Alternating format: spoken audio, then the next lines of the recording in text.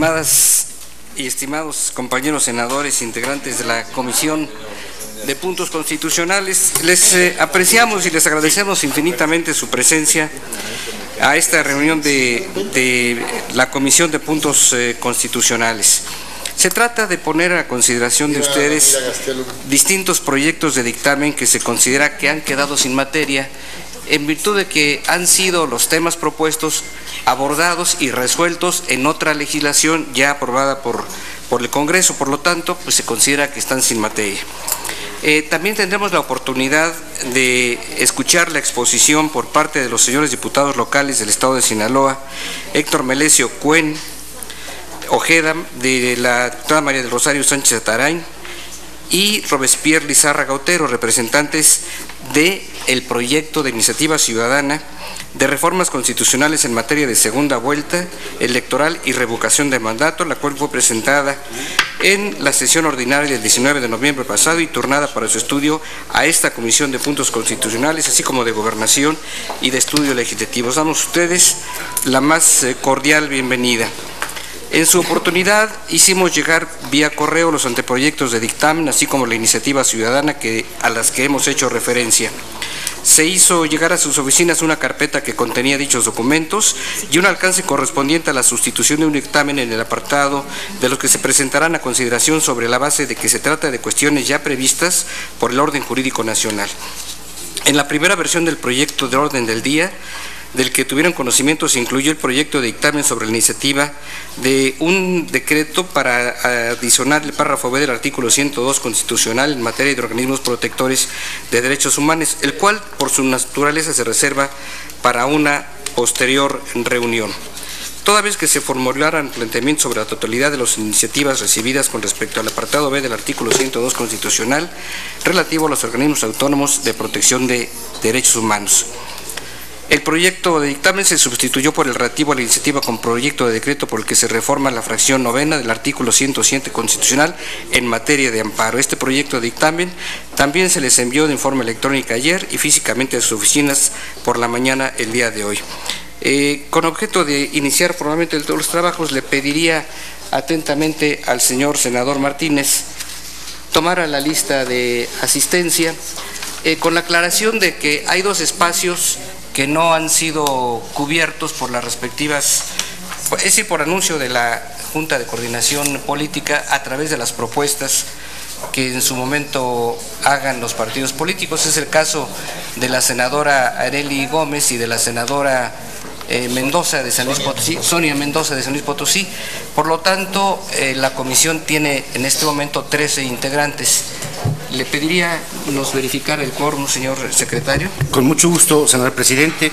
Se encuentra en esta reunión ordinaria de la Comisión de Puntos Constitucionales el senador Daniel Amador Gaxiola, el senador David Penchina Group, la senadora Diva Gastelum Bajo, la senadora Mayela María de Lourdes Quiroga Tamés, el senador Enrique Buruz García, el senador Pablo Escudero Morales, el de la voz. Por tanto, somos 7 de 13 integrantes. Hay quórum respectivos. Muchas gracias. Habiendo quórum, se instala formalmente esta Comisión de Puntos Constitucionales y le vuelvo a molestar al señor senador Martínez con objeto de que dé a conocer el orden del día de esta sesión. Como lo indica, señor presidente, la orden del día que se pone a consideración de los senadores que integran esta comisión es el siguiente. Punto número 1, lista de asistencia y declaración de quórum. Punto número 2, aprobación del orden del día. Punto número 3, informe actualizado de los asuntos turnados a la Comisión de Puntos Constitucionales. Punto número 4, proyectos de dictamen sobre iniciativas que se consideran sin materia en virtud de disposiciones vigentes del orden jurídico nacional, a los que ya ha dado también lectura el señor presidente al inicio de esta sesión. Punto número 5, exposición del representante de los suscriptores de la iniciativa ciudadana de modificaciones a la Constitución Política de los Estados Unidos Mexicanos en materia de segunda vuelta electoral y de revocación de mandato. Finalmente, punto número 6, asuntos varios. ¿Lo ponemos a votación una vez? Está a consideración de los integrantes de esta comisión el proyecto de orden del día. Quienes estén a favor, les pido lo hagan levantando su mano. Aprobado por unanimidad, señor presidente. Muchas gracias. Como se aprecia en el punto 3 del orden del día, se hace desconocimiento los asuntos que por mandato de la mesa directiva fueron turnados a esta comisión a partir del inicio del tercer año legislativo de esta 62ª legislatura, es decir, del 1 de septiembre a la fecha, mismos que encontrarán en la carpeta que ha sido entregada. En total hemos recibido 70 iniciativas, 2 de ellas fueron retiradas por la promovente, la senadora Lorena Cuellar, del grupo parlamentario del PRD, y si bien la senadora presentó 2 nuevas iniciativas sobre los temas abordados a cambio de los que retiró. Cabe destacar que en la reunión del 12 de noviembre pasado se dio un informe de las iniciativas turnadas de septiembre a noviembre del año pasado, lo anterior para su conocimiento. Si algún senador tuviese algún tema o algún comentario al respecto, no habiéndolo, le solicito ahora al licenciado Canseco, secretario técnico de esta comisión, nos sirva a formular una presentación esquemática de las iniciativas recibidas a partir de noviembre y del procedimiento a seguir, de manera muy concreta. Con mucho gusto, señor presidente. A partir de noviembre y a la fecha se han presentado un total de 45 iniciativas, de las cuales 2 fueron retiradas y se cuentan 43 nuevos ingresos a la comisión.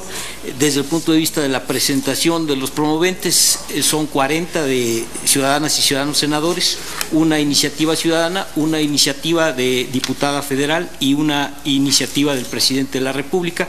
Y desde la perspectiva de los temas que abordan esas iniciativas, en realidad abarca todos los ámbitos de la Constitución, particularmente el mayor número se refieren a derechos humanos, derechos políticos, pero desde luego comprenden planteamientos sobre la organización de los poderes, la responsabilidad de los servidores públicos o la jerarquía del orden normativo. Todas las iniciativas, desde luego, están a la disposición de ustedes en la Secretaría Técnica. Muy bien, licenciado. Esto incluye también ya la parte relacionada al contenido de cada dictamen, de lo que se da de baja. Perdón, don Enrique. ¿Incluye el comentario de cada uno de los dictámenes, que lo tenemos en el orden del día? Lo haré con mucho gusto, don Enrique. Sí, me hiciera favor, con muchísimo gusto, con muchísimo gusto. Muchas gracias. Se distribuyeron a la consideración de ustedes 6 proyectos de dictámenes que en el estudio que realizó la Secretaría Técnica se estima que se trata de cuestiones que ya se encuentran atendidas en la propia Constitución General o en la legislación general emitida al efecto. De esos 6 proyectos, hay 2 que se refieren a materia de ciencia y tecnología. En ambos hay planteamiento para que la ciencia, la tecnología y la innovación se consideren como actividades prioritarias para el desarrollo económico de la nación. Una de esas iniciativas plantea la adición en el artículo 25 constitucional al hablar de las actividades prioritarias y otra en el artículo 28 constitucional. Con respecto a esta segunda, cuyo promovente es don Alejandro Tello, se recibió hoy en la mañana una solicitud para que se pospusiera la deliberación de ese dictamen en razón de elementos supervinientes. Quisiera hacer la exposición, señor presidente.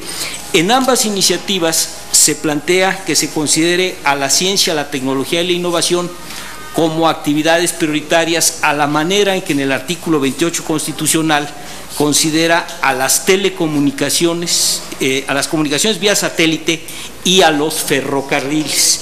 El planteamiento que hace el senador Tello de abundar en mayores elementos para juicio de ustedes es en el sentido de no plantear la ciencia, tecnología y la innovación como actividades prioritarias en ese sentido económico de la participación del Estado o de los sectores social y privado, sino en el sentido de la relevancia, la importancia que tienen esas tareas para el desarrollo nacional. Ha enviado un documento que sustenta una serie de componentes adicionales para la valoración de ustedes. Lo menciono porque ya no haré referencia a ese proyecto de dictamen, si ustedes lo autorizan así. El primer dictamen que se estima sin materia corresponde a una iniciativa de 2007 del entonces senador Silvano Aureoles, que propone en el artículo 3º constitucional, en dos porciones, en aquella que se refiere a los objetivos teleológicos de la educación en el párrafo 2º del artículo 3º, y la que se refiere a los criterios que orientarán la educación en el inciso C de la fracción 2ª del artículo 3º constitucional, el incorporar como un fin de la educación el fomento a los valores de la legalidad. El análisis que se ha hecho tanto de reformas al artículo 3º constitucional con posterioridad a la presentación de esta iniciativa, es decir, la reforma constitucional de 2011 en materia de derechos humanos, que incorporó como objetivo de la educación la promoción de la defensa y el respeto a los derechos humanos, y que ya contiene el sentido de que la educación deberá fomentar la convivencia en los valores de la justicia. Se estima que el artículo 3º constitucional, más las referencias a la Ley General de Educación, que la cultura de la legalidad es ya un objetivo de la educación. Por eso se presenta a la consideración de ustedes un dictamen que declare sin materia la iniciativa.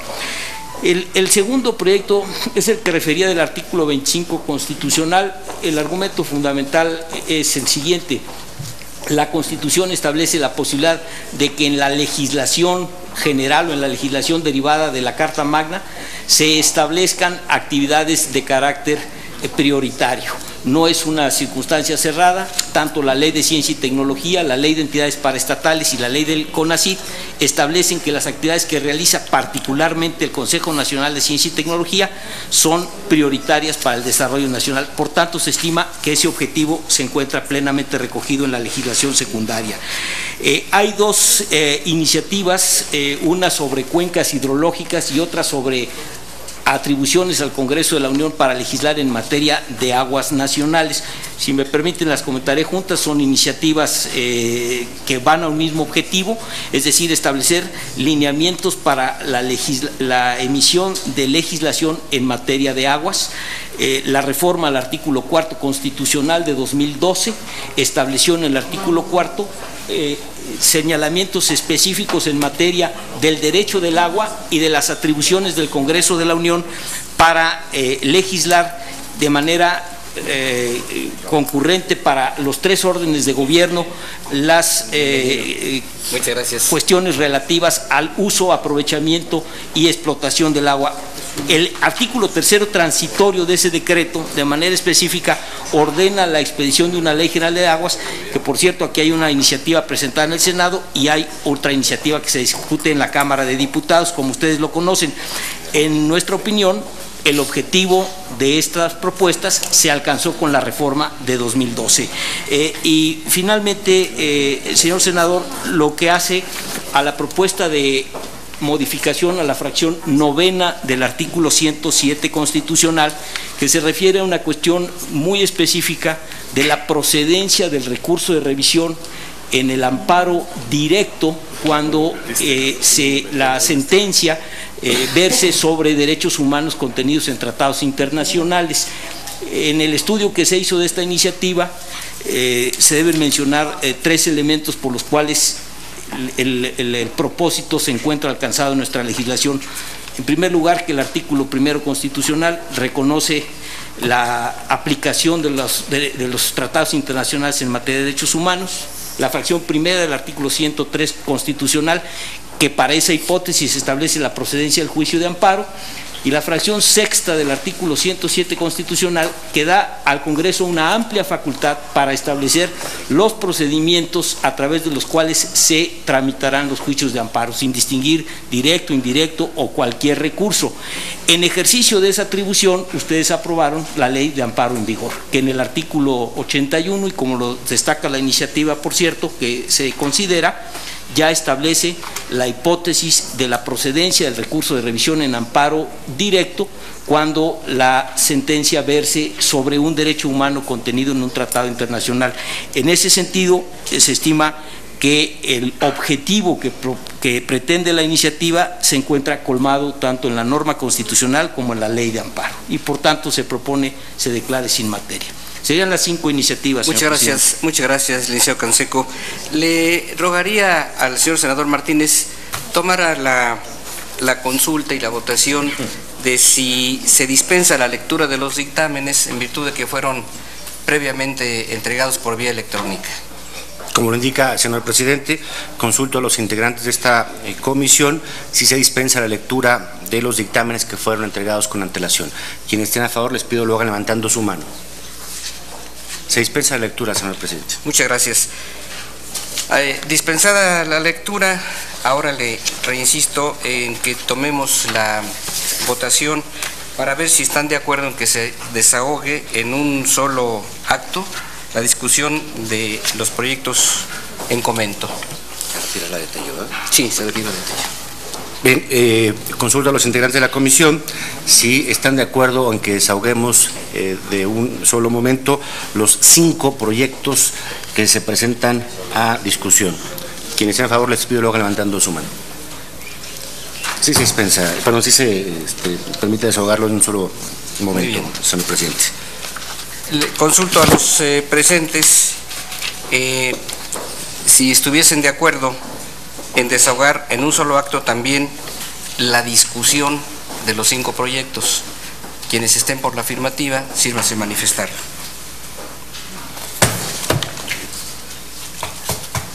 Para aprobada la discusión en un solo evento, en un solo acto, está abierta la discusión.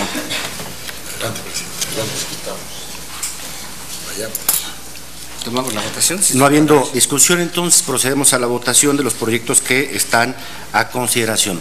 Quienes estén a favor en el sentido que se presenta por parte de la comisión los proyectos de dictamen, les pido lo hagan levantando su mano. Están aprobados en el sentido que se presenta, señor presidente. Muchísimas gracias. Aprobados los dictámenes. Le pedimos a la Secretaría Técnica hacer el trámite necesario, dar vista a la mesa directiva para actuar en consecuencia. Ahora me permito solicitar a la Secretaría Técnica que por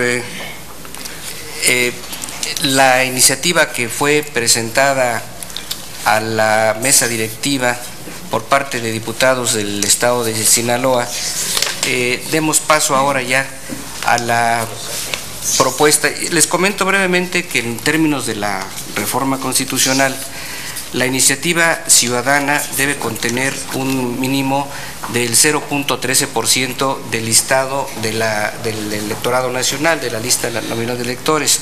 Fue presentada en mesa directiva lo turnó al INE, el INE corroboró la existencia de ese número, fue regresado, por supuesto, y nos lo turna a la Comisión de Puntos Constitucionales, de Gobernación, de Estudios Legislativos, para su dictamen, pero está previsto que al inicio de la discusión ordinaria, los autores de la iniciativa harán una breve exposición y después ya seguimos con el trámite normal. Así que, en consecuencia, va a ser el señor diputado Héctor Melesio el que exponga. Adelante. Muchas gracias. Con su permiso, señor presidente. Estamos aquí para precisamente un tanto explicar, defender una iniciativa ciudadana que para nosotros es muy importante. Es una reforma a la Constitución Política de los Estados Unidos Mexicanos para regular la segunda vuelta electoral y la revocación de mandato. Aquí sobre todo trata algunos artículos a reformar. Está el 54, el 63, el 77, 116 y 122 y algunas adiciones, sobre todo a los artículos 41 y 116 de la Constitución de México. Cabe aclarar que esto es historia, para nosotros es muy importante todo esto, porque hay que recordar aquel 12 o 9 de agosto del año 2012, en aquella reforma político-electoral muy importante para México, donde se tenía mucha incertidumbre sobre la toma de protesta del presidente electo de México, que 6 años atrás había habido muchos problemas y precisamente ahí se hizo una reforma, no únicamente tomar protesta ante lo que es el Pleno de la Cámara Baja de Diputados, sino también ante la mesa directiva del Senado, de la propia Cámara Baja de Diputados y también ante el presidente del Supremo Tribunal de Justicia. Pero junto con ello se aprobó la consulta popular, las candidaturas independientes, qué hacer en caso de que falte el presidente de la República, y algo bien importante para nosotros, lo que es la iniciativa ciudadana. Y precisamente esto data desde entonces, tardaron un poco las leyes secundarias y hoy nosotros por primera vez aquí en la historia, después de la reforma político-electoral, estamos presentando una iniciativa y esto precisamente es en torno a la fracción séptima del artículo 35 de la Constitución de México, que al mismo tiempo en lo que es el artículo 71, como lo podemos ver allí, de manera muy clara dice que para poder presentar una iniciativa ciudadana forzosamente se necesita respaldo popular. Y dentro de este respaldo popular es cuando menos el 0.13% de lo que es el padrón electoral de México, que en ese tiempo era alrededor de 80.8 millones de ciudadanos. De tal forma que se necesitaban alrededor de 105,000 firmas o apoyos de todo México. Ustedes pueden ver en la segunda presentación aquí, esto lo presentamos aquí ante la mesa directiva del Senado de la República. Lo presentamos un 25 de septiembre del año 2014, porque esto para nosotros es paradójico, porque 2 días después se presentó un fenómeno aquí en México muy interesante, que es lo de Ayotzinapa. Hay que recordar lo que pasó en ese tiempo, cómo se dio una polémica muy grande, cómo senadores de aquí de esta Cámara propusieron que se revocara el mandato en ese entonces del gobernador del estado de Guerrero, como el presidente del Instituto Nacional Electoral, Francisco Córdoba, dijo que esto no era posible porque no existía el marco jurídico, que no existía la revocación de mandato aquí en México. De tal manera que nosotros consideramos que fue algo paradójico el hecho de presentarlo un 25, el 27 se dan fenómenos difíciles de ingobernabilidad, sobre todo en algunas entidades federativas de México, pero lo importante es que ya teníamos aquí esa iniciativa ciudadana. Ustedes pueden ver cómo el apoyo ciudadano son 227,130 firmas, las que trajimos aquí al Senado de la República.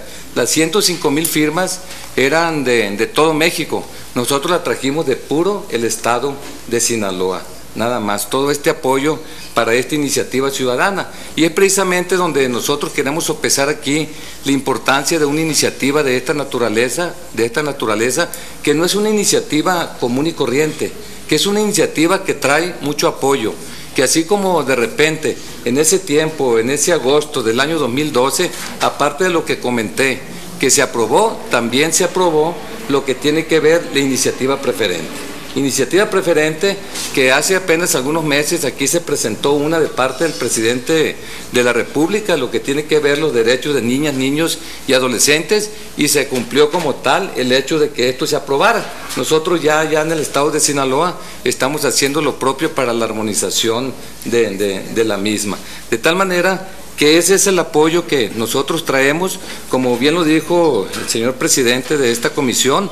El 19 de noviembre del año pasado, la Dirección Ejecutiva del Registro Federal de Electores informa a la Secretaría Ejecutiva del INE lo siguiente, que el número de ciudadanos solicitantes representados por el C. Héctor Melesio Cuen Ojeda, que proponen proyectos de decreto para reformar y adicionar diversos artículos a la Constitución Política de los Estados Unidos Mexicanos, cumple con el requisito establecido por la fracción cuarta del artículo 71 constitucional.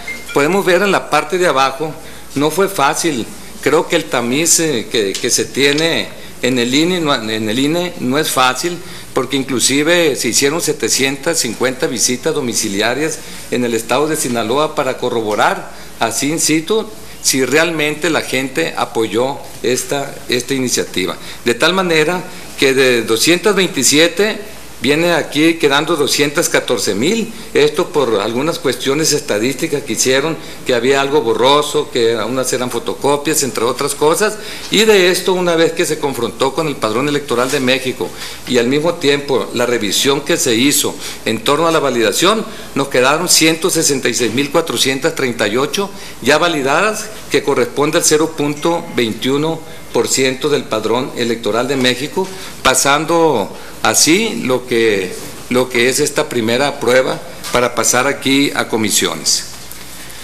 Enseguida nosotros tenemos ya lo que es la segunda vuelta electoral. En la segunda vuelta electoral sabemos que el ganador necesario y mínimamente debe alcanzar el 50% más 1 de la votación. Es la propuesta que nosotros estamos haciendo.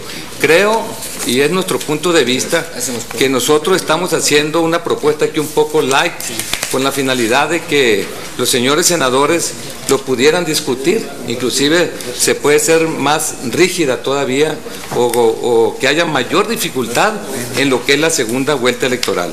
Normalmente este sistema se asocia con 2 vueltas electorales y con la presencia de restricciones en las opciones que se presentan a la segunda vuelta, solo 2 candidatos de los que contengan la mayor votación. Este método es utilizado en países como Argentina, Chile, Colombia, Perú, Ecuador, Guatemala, Bolivia, Nicaragua, El Salvador, Honduras, Costa Rica, Uruguay, Paraguay, Venezuela, Puerto Rico, República Dominicana, Guinea Ecuatorial y España.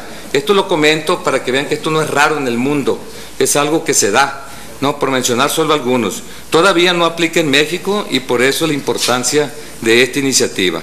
El mecanismo de la segunda vuelta electoral permite alcanzar una mayoría absoluta entre los 2 contendientes en la segunda votación para garantizar así una mayor gobernabilidad o al menos una mayor legitimidad de quienes resulten electos. Nosotros nos hemos dado cuenta cómo existen problemas aquí en México. De repente nuestros gobernantes no están llegando con mayoría absoluta, están llegando con poco apoyo de la ciudadanía y esto tiene como consecuencia de que no se les trate con respeto.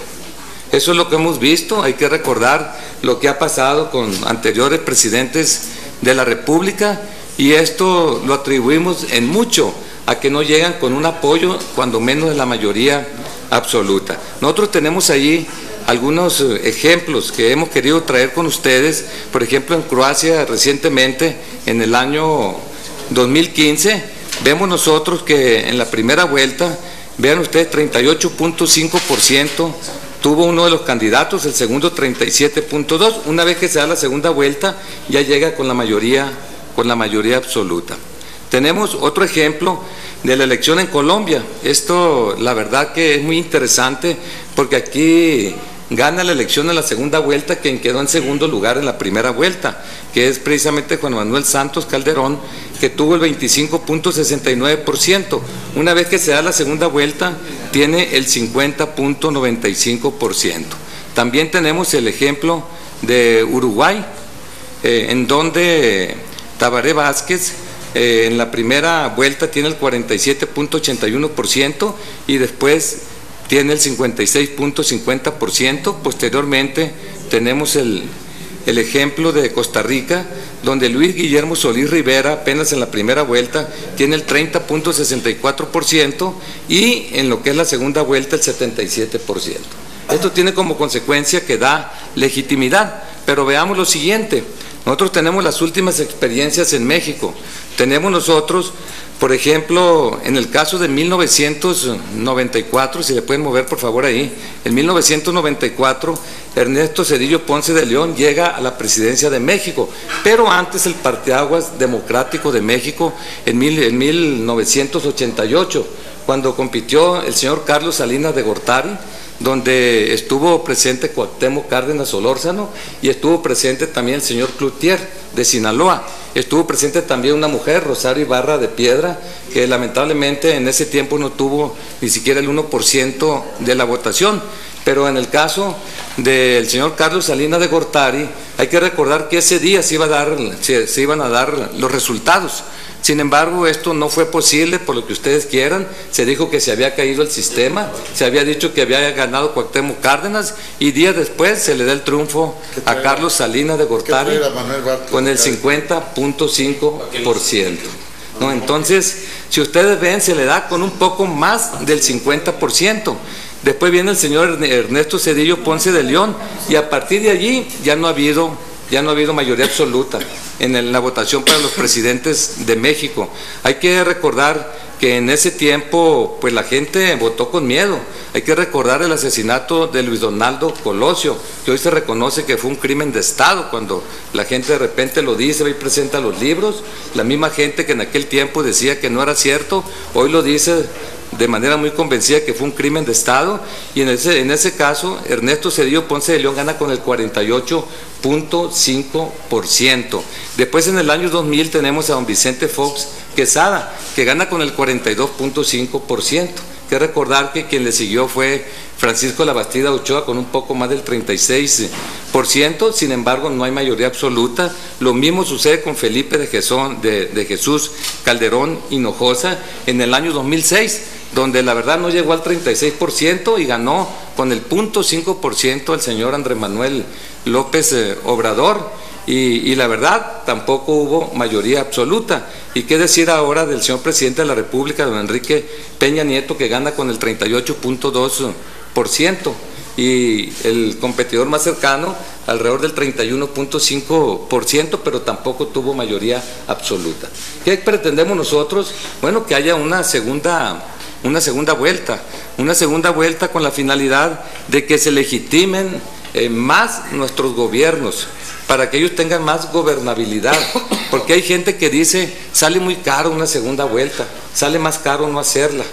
Ahí estamos viendo nosotros lo que pagamos por la ingobernabilidad, por la inestabilidad social, de tal manera que esa es una de las propuestas que es en torno a la segunda vuelta. Ahora nos vamos a la revocación de mandato, acto mediante el cual los ciudadanos en ejercicio pleno de sus derechos, habitantes de un pueblo o región cualquiera, tienen oportunidad para recusar el nombramiento de las autoridades. Yo sé que no somos los primeros que presentamos esta iniciativa aquí en el Senado de la República. Yo sé que en el año 2010 un señor Núñez presentó una propuesta. Yo sé que en ese tiempo precisamente gentes que estuvieron en las comisiones para dictaminar, uno de ellos es un personaje, el señor Murillo Karam y el señor Joaquín Colwell, ¿no? Que ellos dictaminaron en ese tiempo y no fue posible en el año 2010. Yo sé que en este momento nosotros la presentamos en septiembre y en octubre se presentó otra iniciativa de revocación de mandato. Sin embargo, esa iniciativa de revocación de mandato de parte del Partido de la Revolución Democrática no tarda valga la redundancia, desde el punto de vista electoral, sino lo ve desde el punto de vista de responsabilidades en el marco de las sanciones que se tienen que dar, sobre todo en el artículo 111 y 112, y nosotros impactamos en el artículo 41 y 116 lo que es esta propuesta. Estamos muy interesados precisamente en la revocación de mandato, porque viene la reelección. La reelección ya está acordado con respecto a lo que son senadores de la República, diputados federales, diputados locales y presidentes municipales. Estamos viendo que se están alargando los periodos. Qué bueno que se alargue esto, porque hay la oportunidad de reelegir a aquellos personajes que han hecho un buen papel. Sin embargo, nosotros vemos que hay gobiernos muy malos y que el pueblo, así como pone, que pueda quitar también, y que no tengamos que esperar a que termine su periodo y que haga tanto daño a México como ha sucedido con algunos gobiernos. De tal manera que es por ello que estamos proponiendo la revocación de mandato. Aquí estamos frente a una nueva concepción de democracia. La única forma de reencontrar la legitimidad perdida del sistema institucional de la democracia es a través de la modernización de las instituciones, también desarrollando los mecanismos jurídicos de participación ciudadana en el control y vigilancia de los asuntos de interés público y generando más transparencia en el funcionamiento de los procesos electorales y ciudadanos. Yo sé que en este momento se está tratando una ley muy importante aquí en el Senado de la República, que es la ley de transparencia, porque mucho de lo que tiene que ver con los malos gobiernos es la corrupción, y debido a esa corrupción, pues mucha gente quisiera quitar a esos malos gobiernos. Entonces, en ese tenor, creemos nosotros muy pertinente lo que es la revocación de mandato. Dice con los temas. Quiero comentar aquí que la revocación de mandato ya está aprobado allí en Sinaloa, pero únicamente está aprobado no para los puestos de elección, sino únicamente para puestos, sobre todo de primer nivel, que son nombrados por el Ejecutivo sobre todo, pero no a nivel de los puestos de elección. Entonces, pero además esto ni siquiera se ha aprobado en Sinaloa porque las leyes secundarias no se han hecho. En el año 2012 se trató la ley de participación ciudadana, se vio lo de plebiscito, referéndum, pero no se quiso tocar la revocación de mandato. Por razones obvias, se quiere seguir en opacidad gobernando aquí en México. Todo esto está sintetizado en la Constitución de 1917, que de manera muy clara, y lo digo muy rápido, la soberanía nacional reside esencial y originalmente en el pueblo.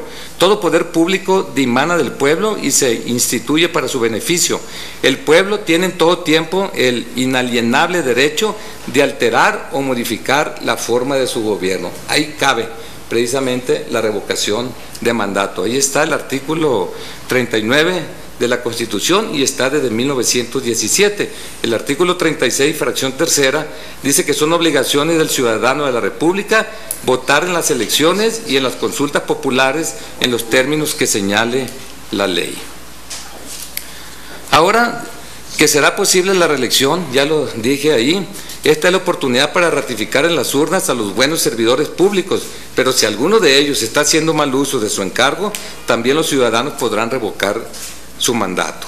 Para cumplir estos propósitos, las autoridades idóneas son el INE en materia federal, así como las autoridades electorales locales que podrían constituirse como los órganos responsables de organizar la revocación de mandato y la consulta popular. Es decir, ya existe prácticamente la estructura. Los casos recientes de revocación de mandato, que no son recientes, vean lo que pasó en Venezuela el 15 de agosto del 2004, Venezuela lo tiene desde el punto de vista constitucional. Está el ejemplo del referéndum para revocatorio presidencial para decidir la permanencia de Hugo Chávez. El 58.25% de los votantes dio su respaldo al mandatario para que siguiera al frente del país, según los datos del Consejo Nacional Electoral. Sin embargo, la oposición rechazó estos resultados y lo consideraron como un gigantesco fraude. Bolivia, en el caso de Evo Morales, también es una experiencia. Posteriormente tenemos una experiencia aquí en Estados Unidos, que realmente esto se dio en California. Hay un caso particularmente famoso que es la revocación de mandato que se llevó a cabo en California en 2003. Ahí cabe aclarar que 18 estados de Estados Unidos tienen esta figura a nivel estatal y 36 a nivel municipal. Esto se llevó a cabo durante el cual se revocó el mandato del gobernador demócrata, Gray Davis, tras una profunda crisis política y fiscal, y resultó electo en paralelo el republicano Arnold Schwarzenegger. Este fue, dice, el segundo caso en el que se ha revocado el mandato de un gobernador en Estados Unidos desde principios del siglo XX, pero aquí hay algo interesante. Aunque en California ya hubo 36 intentos que no lograron su objetivo. Entonces, interesante de que ha habido muchos. Enseguida tenemos el contenido, ya para terminar, de la iniciativa. Ustedes se van a dar cuenta que no hay nada extraordinario. Nosotros queremos ver la posibilidad de que se apruebe y ya después, si se quiere apretar más, si lo hacen en el marco de la discusión, qué bueno. Y si lo hacen después, qué bueno también. Aquí, cuando ninguno de los candidatos obtenga mayoría absoluta, se aplica la segunda vuelta electoral. La autoridad electoral pronunciará la declaratoria de la elección, en que deberá efectuarse una segunda votación. Convocará a quienes hayan alcanzado los 2 porcentajes más altos para contender en la segunda votación. Si ninguno de los candidatos que haya obtenido el segundo lugar declina, es posible que declinen, participar expresamente en la segunda votación, serán legalmente registrados para contender en esta. Asimismo, en el caso de que hubiera desistimiento expreso de ellos, el INE declarará electo al candidato o la fórmula que obtuvo el mayor número de votos en la primera votación. no procederá a la sustitución de ninguno de los candidatos o miembros de las fórmulas contendientes, excepto por fallecimiento, inhabilitación o incapacidad. El INE señalará la fecha que deba desarrollarse la jornada electoral correspondiente a la segunda votación, misma que no deberá de exceder de 10 días contados a partir de la declaratoria de la segunda vuelta electoral. Ahora, no se convocará segunda votación en los siguientes casos, y aquí está lo interesante: si hay ya mayoría absoluta, ya no se convoca segunda vuelta electoral, pero tampoco cuando haya votado más del 50% de los electores inscritos en el listado nominal respectivo. Es decir, abundante votación, se deja el resultado tal y como está, que esto es una discusión que tendrán que ver aquí ustedes como senadores. Cuando el candidato o fórmula ubicada en primer lugar haya obtenido por lo menos el 40% de la votación válida y existe una diferencia porcentual de 5 más puntos con respecto al segundo lugar, es decir, si se tiene entre 40 y 50% y se tiene más del 5% de diferencia, pasa. Y cuando ninguno de los candidatos hubiera obtenido menos del 40% de la votación válida emitida, pero la diferencia de votos entre el primero y segundo lugares sea superior a 10 puntos porcentuales, pasa también. Aquí pongo un ejemplo. Por ejemplo, el actual presidente de la República ganó con el 6 puntos y fracción por ciento, tuvo menos del 40%, no pasa, por ejemplo. No se diga el anterior, en el caso del señor Felipe Calderón Hinojosa, que tuvo menos del 40% y ganó con el 0.5%, no pasa. Nada más como ejemplo. Revocación de mandato. La revocación de mandato es una forma de consulta popular mediante la cual la mayoría absoluta de los ciudadanos pueden recusar el nombramiento de autoridades elegidas. Los servidores públicos elegidos popularmente podrán ser recusados en cualquier tiempo de su mandato, siempre que tengan más de una tercera parte de asumido el encargo. Tratándose de funcionarios públicos de primer nivel, es decir, también aquí caben los funcionarios públicos de primer nivel, designados por los poderes ejecutivos o judicial, la petición será presentada por escrito a la superioridad de quien haya emanado el nombramiento para su reconsideración. Si los peticionarios no fueren satisfechos por la superioridad que hizo el nombramiento, podrán recurrir a cualquiera de las cámaras de senadores o diputados como cámara de origen, quienes, oyendo a las partes, resolverán en justicia. La revocación de mandato procederá para presidente de la República, senadores y diputados federales y para funcionarios públicos de primer nivel designados por los poderes ejecutivo o judicial. Y termino con esta lámina. Las entidades federativas regularán lo relativo a la segunda vuelta electoral para gobernadores, diputados locales, presidentes municipales, síndicos, regidores y, en el caso del Distrito Federal, jefe de gobierno, delegados y asambleístas. Así también legislarán la revocación de mandato en sus disposiciones constitucionales y secundarias para garantizar que los ciudadanos, en ejercicio pleno de sus derechos, puedan recusar el nombramiento de sus autoridades de elección popular o designaciones por poderes ejecutivos y judiciales. La revocación del mandato procederá para gobernadores, diputados locales, presidentes municipales, síndicos, regidores y, en el caso del Distrito Federal, jefe de gobierno, delegados y asambleístas, así como para funcionarios públicos de primer nivel designados por los poderes ejecutivos locales, municipales y del Distrito Federal y los de los poderes judiciales de las entidades federativas. Estas disposiciones se aplican también para los servidores públicos de primer nivel de los organismos de las entidades federativas autónomos y descentralizados. Eso es lo que nosotros traemos y bueno, la petición es que se le dé curso a una iniciativa de esta naturaleza, pero sobre todo que se tome en cuenta que es una iniciativa que trae un empuje muy grande de ciudadanos, que es una iniciativa donde hay 227,230 ciudadanos que están de acuerdo con ello y que la verdad pues es algo que vale la pena, así lo creemos nosotros como ciudadanos diputados, así lo creemos porque el país está viviendo otros tiempos. Cuando se rechazó aquello en el año 2010 eran otros tiempos. Hoy estamos viendo problemas de inestabilidad aquí en el país en todos los sentidos. Estamos viendo algunas entidades federativas que prácticamente son estados fallidos, algunas entidades federativas. Afortunadamente esto no ha ido más allá Sin embargo, creemos que cuando se sienta vigilado, ¿no?, ya cualquier funcionario o cuando una persona sea electa por parte del pueblo y que sepa que se puede recusar su nombramiento, creo que va a tener más cuidado en hacer bien las cosas. Eso se llama rendición de cuentas en pocas palabras. Es cuanto, presidente. Muchísimas gracias, señor diputado Cuen. Le apreciamos mucho, como le había comentado, en términos de la Ley Orgánica del Congreso General, ya la iniciativa está formalmente encauzada y sigue el trámite ordinario. Nos mantendremos en contacto con ustedes. Muchísimas gracias. Podremos tener alguna información adicional. En fin, mantendremos el contacto con ustedes. Quiero también agradecerle a la diputada María del Rosario Sánchez Atarain y al señor diputado Robespierre Lizárraga Otero por esta reunión de trabajo. Los felicitamos por este ejercicio democrático. Muchísimas gracias. Son bienvenidos y mantendremos la comunicación. Le pido a la... Con la segunda vuelta Robespierre se hubiera salvado la cabeza. Se hubiera salvado la cabeza en la segunda vuelta. Ahí sí lo hubiera librado, efectivamente. No lo hubiera callado. No lo hubiera Robespierre no lo hubiera guillotinado. Se le habían aplicado la revocación. Le pido a la función de apoyo parlamentario que acompañe a los señores diputados cuando deseen retirarse. Bienvenidos, muchas gracias. Muchas gracias. Y para concluir, muchas gracias. En asuntos generales, me permito hacer un breve comentario.